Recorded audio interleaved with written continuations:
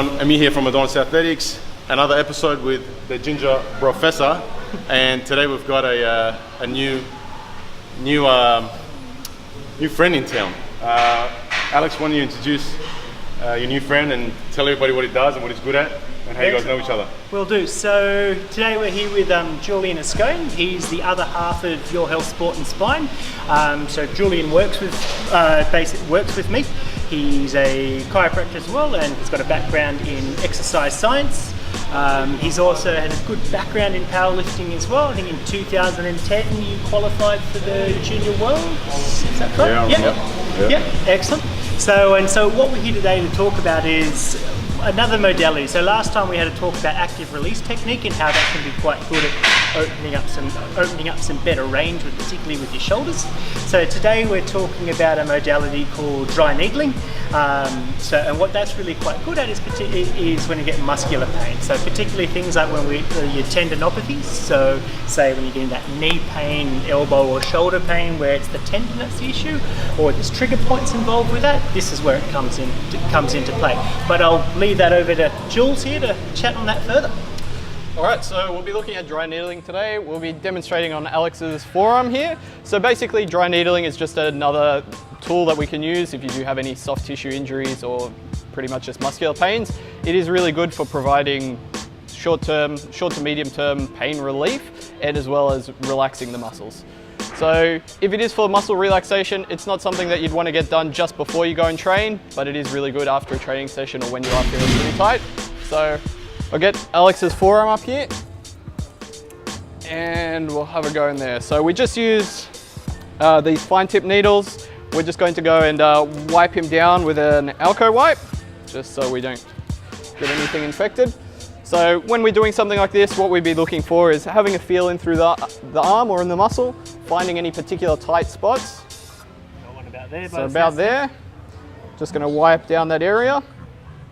And there's a few ways that we can do this with the needles. We can jam it into that trigger point and poke at that until it goes away. Otherwise, if you're not into pain, we can just pop it in there. So just into the muscle there and just press it into the muscle just a little and pretty much leave it there. And just leaving it there is going to give some good relief from the pain.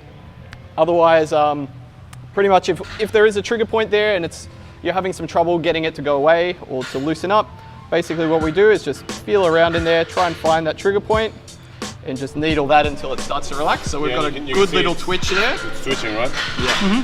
So that's what we're after there. And from the patient's perspective, it's fairly pain-free. You don't actually feel too much with it apart from a little bit of pressure. Yeah. Yeah, it just feels like someone's applying pressure, eh? It's not really a painful thing. It feels like there's just like a dull sort of pressure there.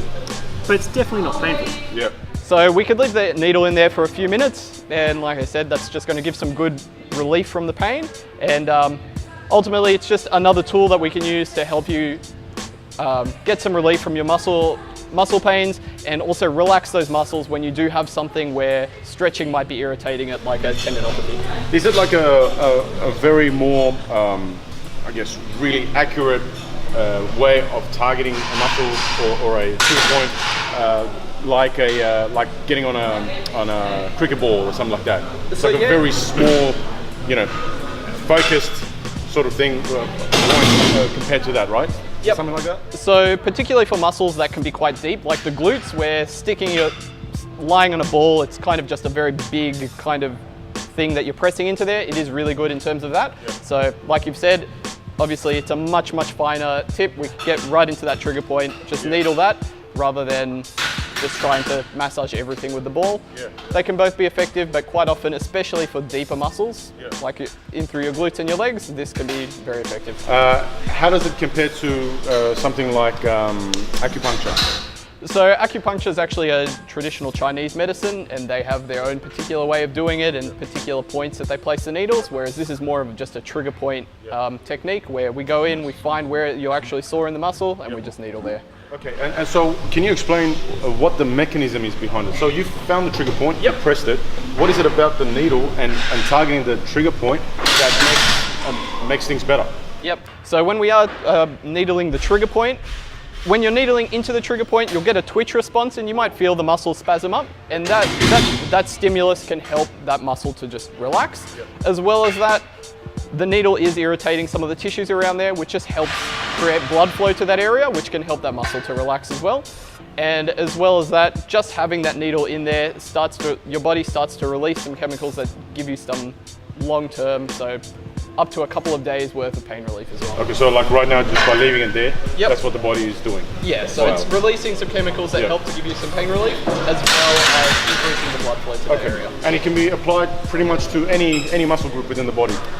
Essentially, yeah. Yeah. Is there any times where somebody wouldn't use something like this? Yep, so like I mentioned earlier, I wouldn't be using it right before training. Yep. So because we are irritating the muscles, if you're going to use it before training, you might be a little bit sore afterwards. Yep. So just as if you've done a whole bunch of foam rolling, Yeah. you wouldn't want to kind of a deep tissue massage and then go straight into training.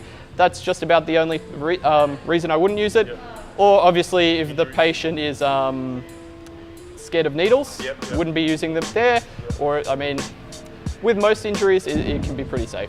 Oh yeah? But obviously, when there's some open wounds or cuts or Yeah. infections Oh, yeah, around yeah. the skin, obviously that's also Sticking any another needles major in- one where you into wouldn't be open sticking wounds. any needles into. Unless somebody's into that shit, yeah? Yeah, but we hope they're not Even around then, it. All right, so what? So he's pretty much done now? He is gotta pretty take it much out done and now. we'll see. So just take that wipe, pull that out, put some pressure on that, just to stop any kind of bruising, Yeah, and that's it.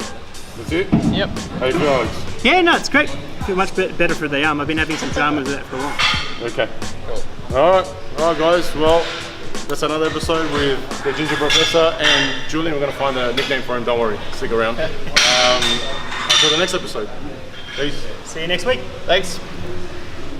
And we're gonna attempt to answer it as best as we can, and hopefully get some things cleared up.